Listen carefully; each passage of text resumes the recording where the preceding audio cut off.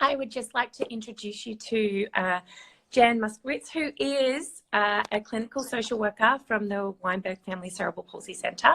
And we are so fortunate at the Cerebral Palsy Foundation to have an incredible relationship and partnership with the Weinberg Family Cerebral Palsy Centre, who really are, answering some of your questions. And a lot of those are around anxiety and depression and how do we cope during these times. It's a tricky thing that we're all dealing with. We're all sort of stuck in our homes. And Jan, so just thank you so much for joining us. We really appreciate you taking the time.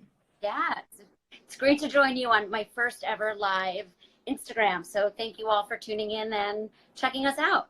Yeah, totally. And this is the first time the foundation has done this as well. So please, put questions in the comment section.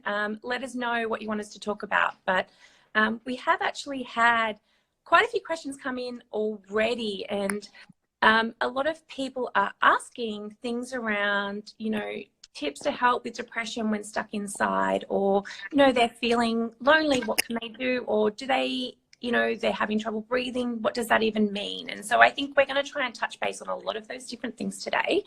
But Jen, before we even start, can you just give people a little bit of a background on your world, where you are? I know you are in New York City right now, and, I hope everyone is safe around you and in your family. But yeah, can you just give a little bit of a background on what's going on in your world? Sure. So everyone, I'm Jan. I am a licensed clinical social worker. I'm at the Weinberg Family CP Center. I've been here for just under 2 years. And I provide individual psychotherapy with our adults and young adults with CP, some parents and caregivers, and hopefully expanding to children and adolescents soon. So as Rachel, as you mentioned, I am in New York. We are, in the hub of COVID right now. As you guys can tell, somewhat, I am working from home, as we all are at the Weinberg Center. We are still pretty active. All of our docs are doing telehealth. I'm doing telehealth with my patients, and we're trying to remain as open for business as possible in light of what's going on. We are social distancing. We are staying home. We are trying to do our part in flattening the curve, preventing the spread, and really trying to do what we can individually so that we can get back to our normative lives and really open up the doors again and see everyone in person. Sure. No, absolutely. Like it's definitely a strange time, I feel like, for all of us, but it's sort of this moment where we're all in this together. And, as you said, what part can we contribute to? Staying home is what we can do. And so I think let's just try and dive straight into it, though. We've got some pretty big topics to talk about today. And, we want to make sure that we're here helping you try to get through this time. And, so let's sort of just start off with the big ones, like thinking about anxiety and depression. And, I think it's wonderful that we're talking about it and not trying to sort of sweep it under the rug and say it's not existing and that we all just have to cope. Yeah. I mean, I think it's great that we're having the opportunity to talk about this. I feel like, there's so much in the news and in media about that, right? But typically it's about the physical symptoms. And there's not much addressing the emotional aspects of what this does to us as individuals, to us as a community, to us as a nation. And it's important, I think, for those of us who struggle with clinical depression and anxiety and how this is exacerbated, and those of us who don't and are maybe experiencing these emotions and these feelings for the first time. And that could be quite scary. If you've never kind of had that rush of panic, or you've never really felt that sense of dread inside of you and the lack of motivation to get out of bed every day. So it's a new feeling for a lot of people. And I think we have to address it. We have to address it on the large scale for the people that this is their everyday exacerbated, and for those who this is brand new. And it's real, and depression and anxiety can manifest in your mind, and it can manifest in your body. And kind of like what you said, I know we got a question already about symptoms. Is this anxiety? Is this COVID? And these emotional aspects can often resonate in our physical bodies. So it's important to talk about it and kind of figure out, where is this coming from? You know, what is it that I'm experiencing? Is anyone else experiencing this also? Because I feel like there's also a sense of, am I alone in this? You know, and that's a scary feeling when we're all isolated by ourselves. You know, it's hard to connect and find out, where is this coming from? And so with that, so like being in isolation, you know, we did get this question, like, I am having trouble breathing. You know, is this COVID? Because obviously that's a respiratory, one of the respiratory signs of COVID, but also, you know, am I having an anxiety or a panic attack, or what does that look like? And is there a way at home that you can sort of tell the difference? Yeah. So this is actually one of the most common questions that I've been getting. Am I feeling short of breath? Am I just breathing heavily? Is this something different? Is this panic? I've never panicked before. And I think it's really important to notice your symptoms and notice what's normative for you. So if you notice that you're breathing kind of like this over and over again and you can't calm yourself down, well, is that the only thing that's happening? Right? Or do you also feel fatigue? Do you also feel feverish? Do you also have a headache? Do you also have body aches? And if the answer is no, then this is your one symptom. Then maybe let's try to control that breathing and see if that's a reaction to stress and anxiety. If there are other symptoms that are coming with this, like a fever, like a cough, like a sneeze, then maybe it is something to get checked out by your doctor. Of course, I'm not promoting rushing to the doctor's office right now, rushing to the emergency room. That's, to be honest, that's not a great idea, but maybe call in.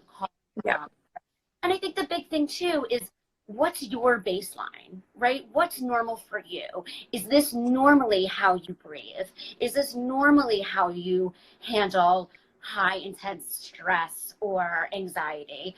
And not only is this normal, how long has this been lasting, right? Yeah. Is this been experiencing for 3 days nonstop and you can't catch your breath? Or is this something that's kind of coming and going, maybe when you're triggered, maybe when you're watching something, and really kind of noticing patterns? I think that's the one thing with mental health and physical health that we overlap in. It's this idea of, what is the pattern, right? And is this normative for you? And figuring out, if not, then where is this coming from? And I suppose that's a good thing, because for some people, this could be normal, and you might identify, okay, I do have anxiety and depression, and I can feel these moments where it's coming on. But for a lot of us who haven't been put in this situation before, you know, we're feeling things that we've never felt before. We're potentially thinking things that we've never felt before. Can you just sort of touch base a little bit on that? And, you know, I suppose, is it normal? You know, a lot of the time it's hard. Like, you go through Instagram and people are saying, use this time to do things you've never done before. You know, be thankful that you're not sick. And sometimes, like, that's really hard, because you're sitting at home, you're on your own, and it just doesn't feel great. Right. No, I totally agree. I think yes, to answer your question in the most blunt sense, yes, it is normal. This is something that we've never seen in our lifetime, right? We have never seen a global pandemic.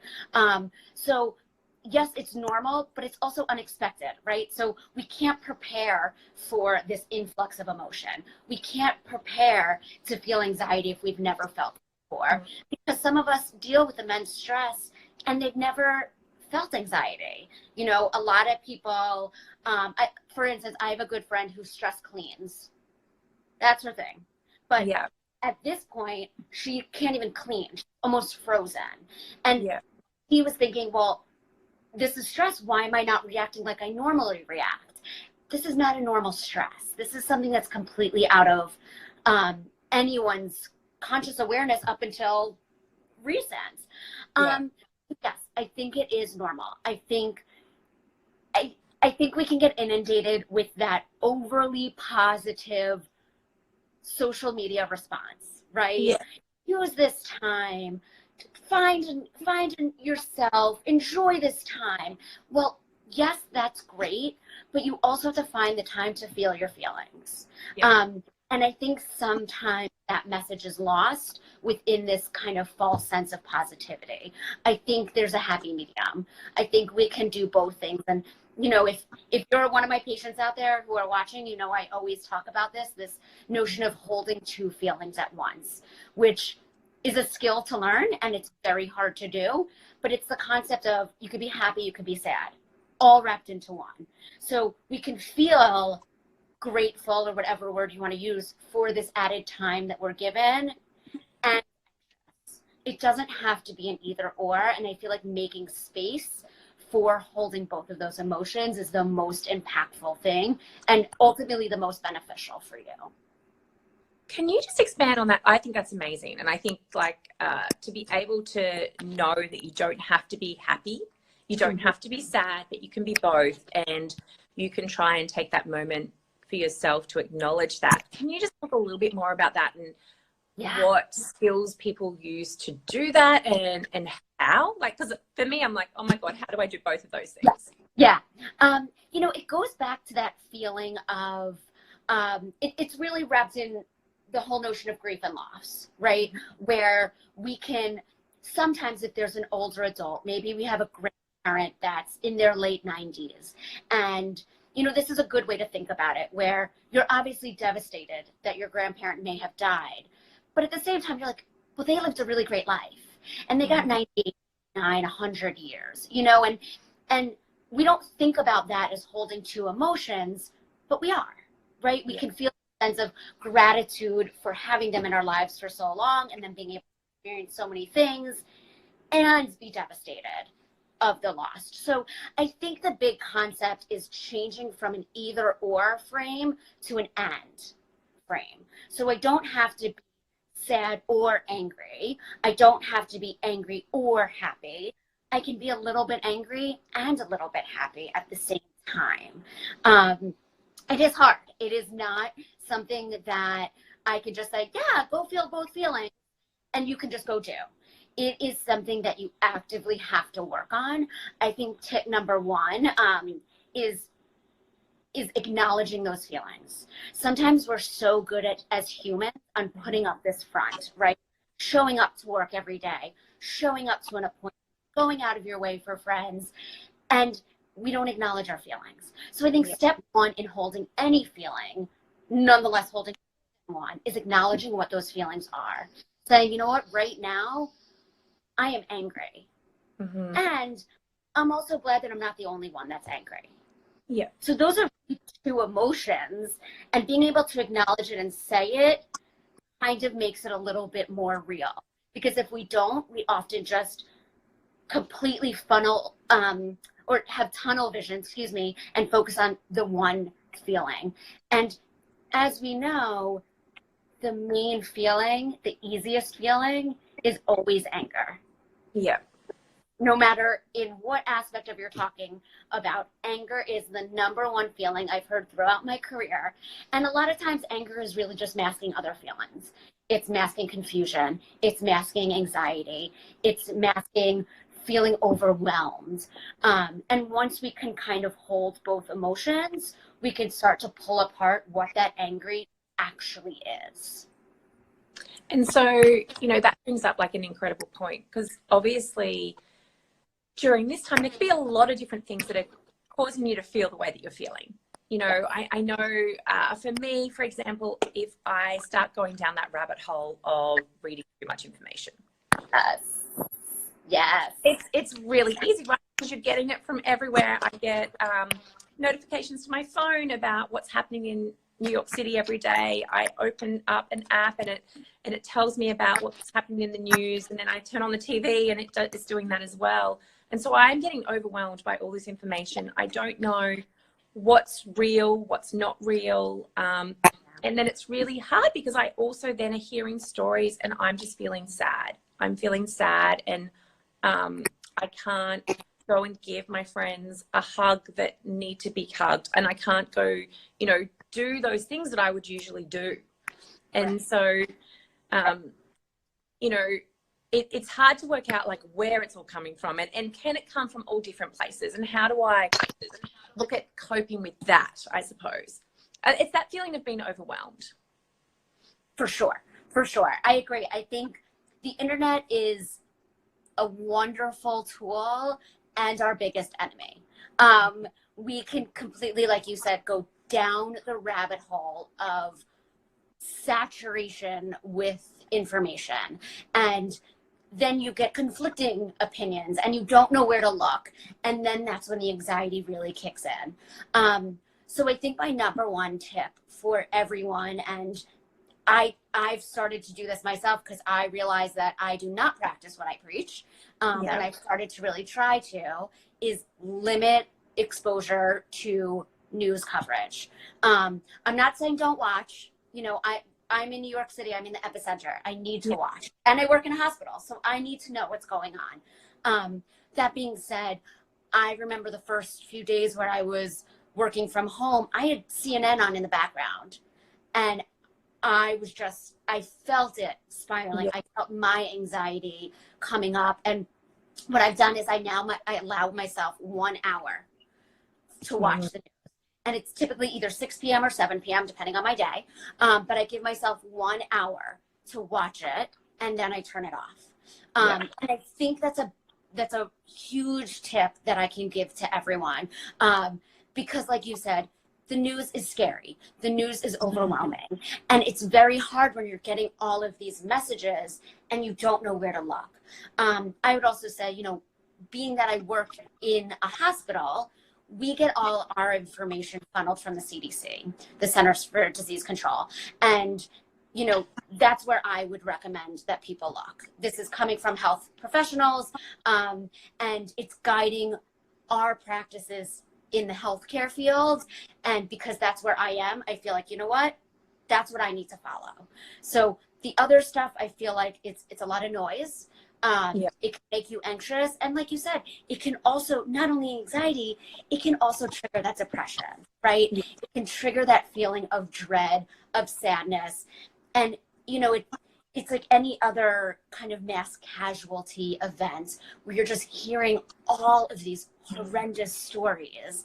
And that's very hard to deal with, you know, and it's a struggle.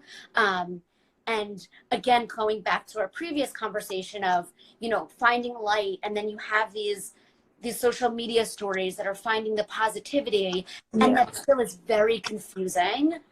And oftentimes it poses an incorrect juxtaposition for us, where we're anxious, we're depressed, but then we're supposed to be happy and find the silver lining, and our brains can't switch that fast. So my biggest tip for everyone is limit the amount of exposure you have to the news coverage. Whatever news you watch, whatever you trust in, follow that, or check the CDC website.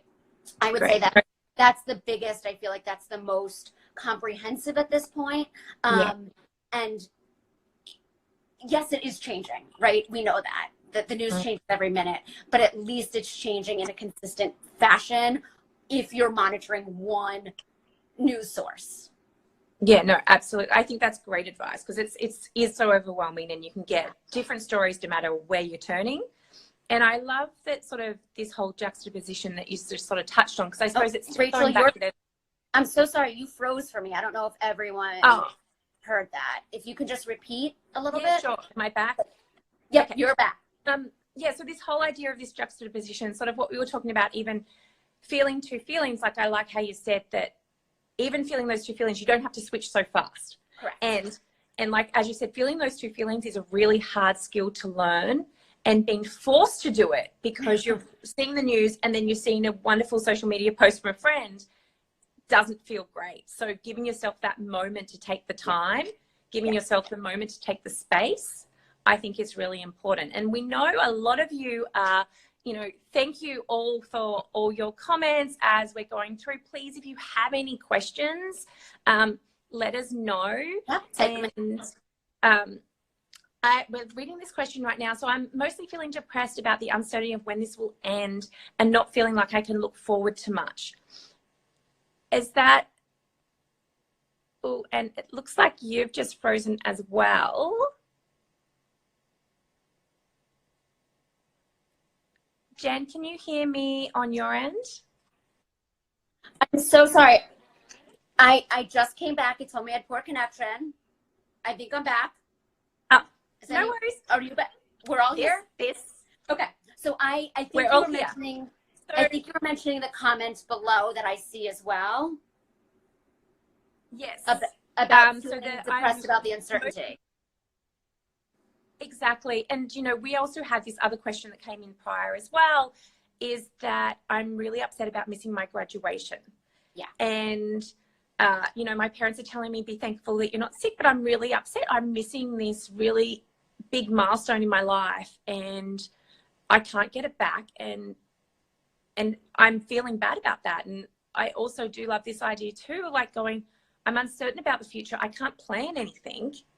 You know, I can't go, all right, I'm going to plan something for August because we don't know what August is going to bring. I'm going to plan something even for the end of the year. Like, we don't know what that's going to do. What are your thoughts and recommendations and maybe tips on how to sort of think about these different things? Yeah, I think, you know, the interesting thing is they're two separate questions, but they're actually similar in the fact that it's really acknowledging a sense of loss, right? And we often think about grief and mourning in the eyes of a death, right? Yeah. But there is grief and mourning for all kinds of losses.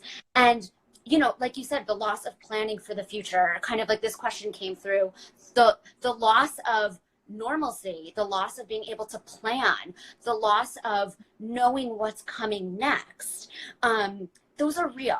And same thing with the graduation, right? And again, kind of like what we talked about, where one person is like, well, be grateful, you still graduated, you'll have another. That can be often a little bit demeaning because these are big milestones, right? It could be anything. And I think what we have to really do is acknowledge that this is a loss. And kind of like we said about holding these two emotions, is holding that and feeling really upset about it. There are certain things that you can do in terms of grief and loss. I think number one is acknowledge it. Acknowledge that this is important to you. This is upsetting and this is different. This is not what you planned. No one prepared you for this. And now you're stuck with this reality. Things are canceled. I can't plan for the future. And to be honest, this sucks, right? We have to call a spade a spade. And I think the second thing is going along with acknowledging this new reality, also remembering how things were. You know, some people are afraid to do that because the idea of reminiscing brings back the past and will make you more sad. I agree and I disagree. I think, yes, it can make you more sad, but I also think it could bring some kind of peace and make sense of things. You know, well, I remember when we were all in class together and talking about how we were going to decorate our graduation caps. Right? And because that's still acknowledging the loss, saying this was our plan and now our plan has changed. And number three, I think, like we've been talking about this whole time, is feeling those feelings. Saying, I'm pissed. This is not what I wanted. I wanted to do X, Y, and Z. I wanted to plan a vacation, or I had a vacation planned and now I'm not. And realizing that all of those feelings are okay. They're valid, and they make sense. And then I think the fourth part is not necessarily to cope with that loss, but begin to explore coping techniques. And what does that look like, right? This I get all the time. That looks very different to every single person. So is that self-care? Maybe. Okay, but what is self-care to you? Self-care to you, Rachel, is different than self-care to me, right? Self-care for patients who are immobile or our community that are immobile is very different than self-care for people who are more ambulatory and more mobile. So I think there are a lot of differences, but self-care in and of itself, what makes you feel good? What puts you first and makes you feel okay and happy and at peace and comfort? And I think one of the biggest coping strategies is try to adjust to the new norm. And this is a big one. So I was going to say, can you give us, because obviously we've sort of spoken about a lot about now how we're all feeling and that we are in this together. Can you give us your 5 top tips on how to cope and what to do? And, you know, can we walk away from this, you know, feeling even a little bit better than when we first logged on to this, you know? And I think that's what we all want. And, you know, to all of you who are listening, you know, if you don't have somewhere to go to connect, we are going to be doing more of these lives. We've been seeing how many people want them and are asking for them.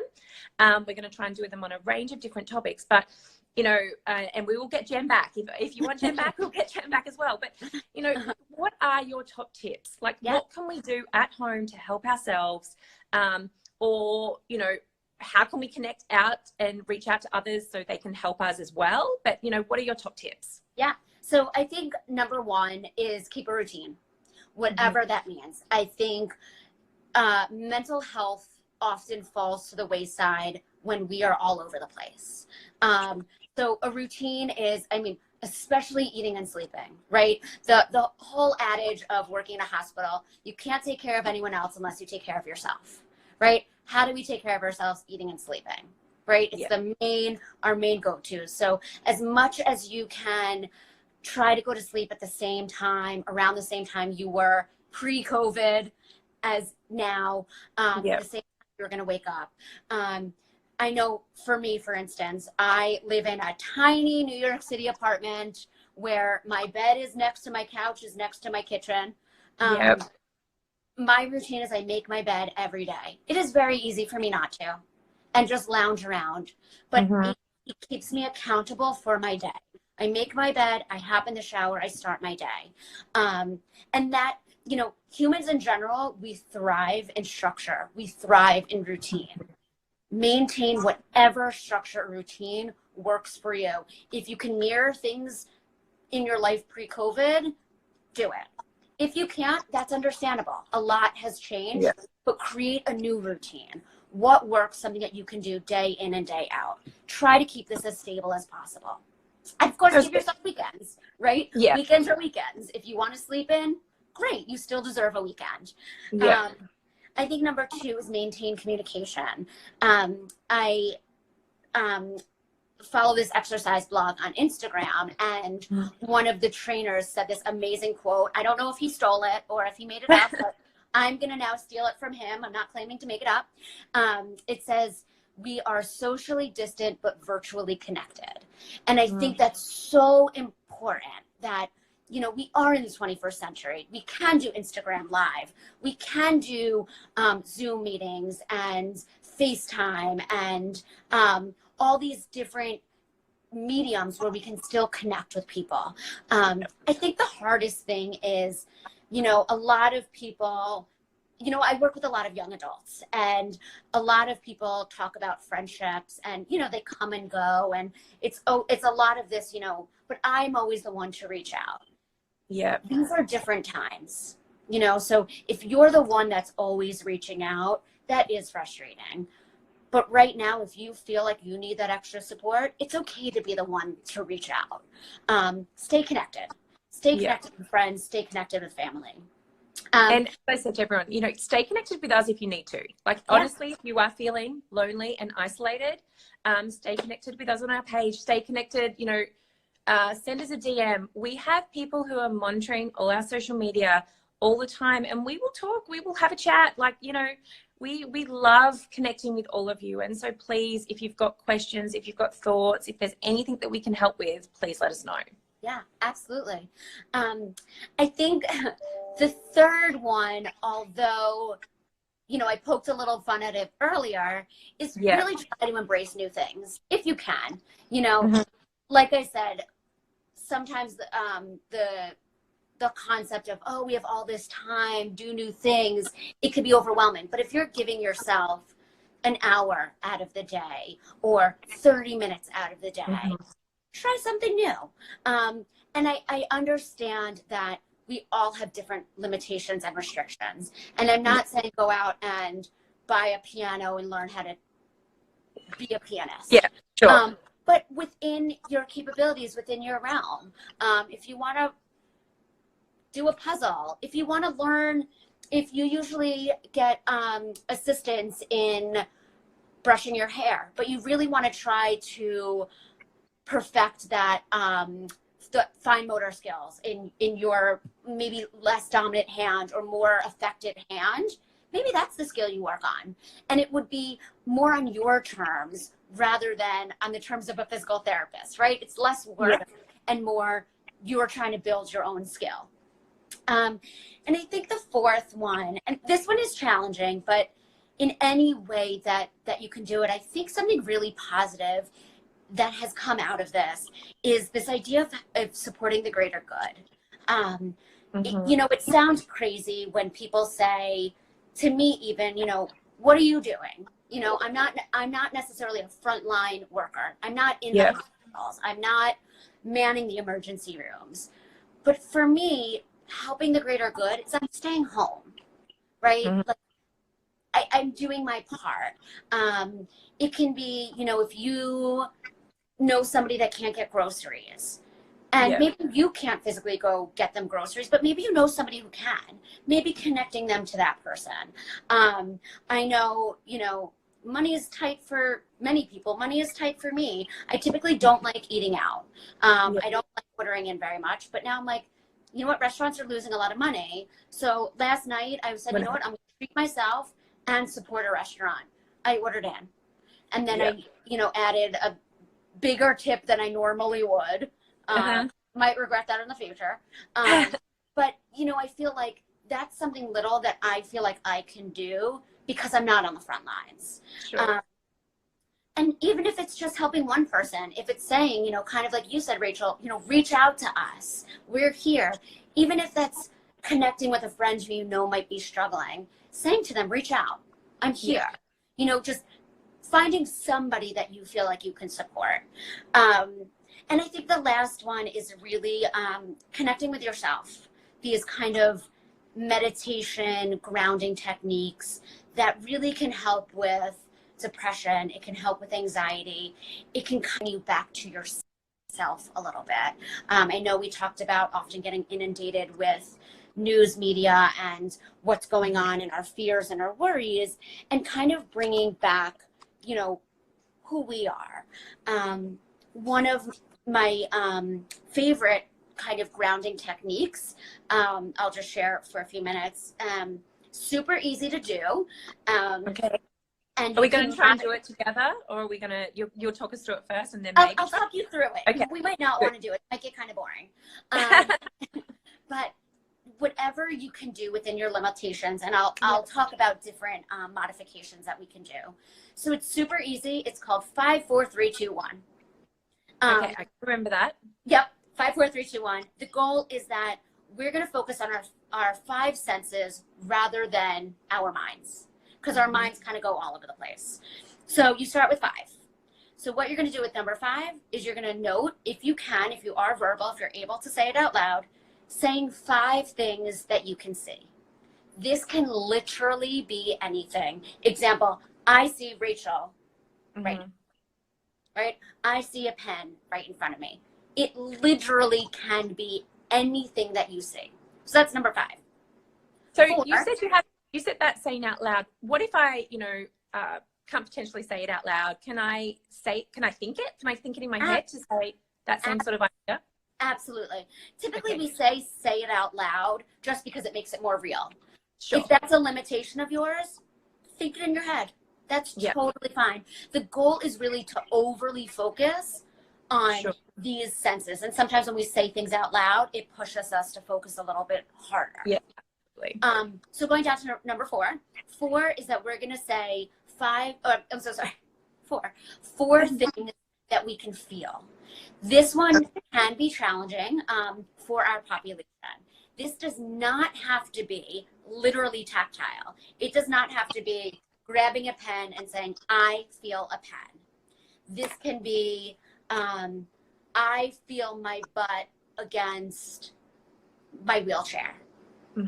I feel my stomach growling. I feel my eyebrow twitching, anything that you might you can even say, I feel like my pants are a little too tight, right? Like anything that is connecting your physical body to something that you feel. So that's number four. Number three is 3 things. Let me just warn you, the next 2 I feel like are the hardest. 3 is 3 things that you can hear. Yeah. This is hard. I know, especially for me, I live alone. So, you know, it might be, I live in New York City. I hear the wind against the buildings outside. Sure. I hear the humming of my refrigerator. Literally anything that passes through you. 2 is 2 things that you can smell. This one is challenging because what if there's nothing to smell, right? Like, what if there's not? Yeah, you know, like on all the Instagram memes, everyone's making banana bread. I'm not making banana bread. I don't smell banana bread. So often talking about adaptations and modifications, think about 2 things that you wish you can smell, or 2 things that are your favorite smells. You know, fresh pizza is like one of my favorite smells in all the land. So I focus on what would that smell like. And then the one thing, the number 1, the last one, is 1 thing that you can taste. Again, there might be nothing in your mouth. You might have just brushed your teeth, so maybe I taste some leftover Colgate. Or again, I would love to taste some pizza right now. So those are the modifications. It doesn't have to necessarily be something that's right there, but you could change it to something you wish you could. So that's 5, 4, 3, 2, 1. 5 you can see, 4 you can feel, 3 you can hear, 2 you can smell, and 1 you can taste. And you know, that helps ground us because the 5 senses are the most grounding thing that we can do. And we're hyper focusing on our bodies rather than the anxieties that are swirling around in our minds. And just so everyone knows, we will put all of that on our Instagram stories as well. So we will sort of outline this for you so you can literally follow it. And we'll also put it on our Instagram post, which will go through these 5, 4, 3, 2, 1 moments. Yep. And the other thing I would say is if you're into meditation, you know, I think that's a great tool. It's easy to do. You can do it anywhere. That also, kind of like the concept of holding these 2 feelings, is something you have to practice. Meditation does not come easy to everyone. Some people it does, some people it doesn't. For me, it does not come easy. I have to practice. I have, talking about, you know, keeping a routine, I've put that in my routine that I'm trying to do it at least 2 times a week because I know I'm not very good at it. And do you have any place, because obviously, like, I've done a little bit of meditation. Sometimes I go online to sort of learn some things. Do you have any, is there great apps to follow? Is there anything that you would recommend for people to go download? Yes, for Someone sure. just here said the Calm app is awesome. Yep, I agree that's with on my you. list. It's awesome. Okay, great. I use Calm, I use Headspace, and I use Shine. All 3 of those have free versions because I don't think it's necessary to pay for an app because there's so many free ones. Just a little plug for free things. Also, for any viewers out there that are medical professionals or who have NPI numbers, Headspace is offering 1 year of free access to their full platform if you have an NPI number. So if you don't, however, you can do the free version, which is still pretty great. I must say it's not super restrictive. You could still get a great meditation out of it. So those are just the 3 that I personally have used, and that's why I plug them the most. And I know we've had a couple of then other questions going on here that we are not ignoring, but wanted to wait sort of to more at the end. So we have one question is it possible to make a telehealth appointment with you or someone at the Weinberg Cerebral Palsy Centre? So what is the process on doing that? And, you know, who's it available to? Who isn't it available to? And if you can't, what other things are out there? Sure, sure. So, disclaimer, I am only licensed in New York and New Jersey. So unfortunately, if you are out of those states, I am not licensed to provide psychotherapy.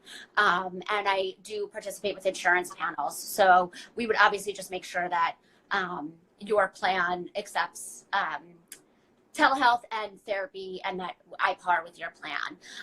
You can absolutely always reach out. You can call us at the CP Center. We'll put our number on, but it's 212-305-2700.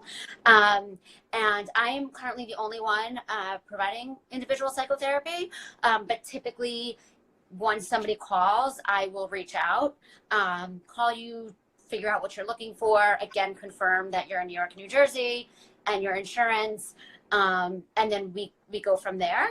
And you're providing, obviously, telehealth appointments, but I know you and I have spoken about this before. This isn't new for you, correct. By the way. Yeah, I actually have been doing telehealth for a little over a year now. You know, telehealth is such an amazing platform, especially for people with mobility limitations. It's very challenging. And for those of you who have come to visit us at the CP Center, we're all the way up in Washington Heights. It's a hike. It's a hike. The trains aren't great up there. And as we all know, Access-a-Ride is not the most efficient means of transportation. Absolutely. So, you know, we really pushed for telehealth.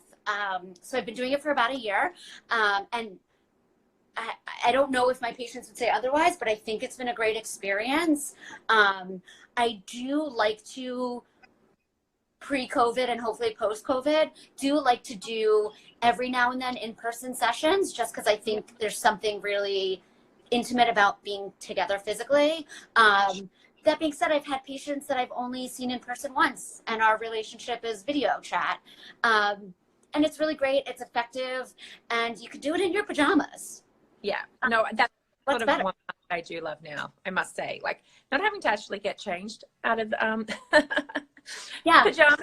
It can Shirt be up, that you're all good. day. However, I am now going to take your advice, though, for maintaining this routine, and I am going to get up every day and get changed. You know, I start my day very early because I have young children. You might have actually just heard one wake up. I'm actually, you know, in the background. And sometimes I am definitely not getting changed. So that is great advice to maintain my routine, to actually get up and do those different things. Now, what if I'm not in New York or New Jersey?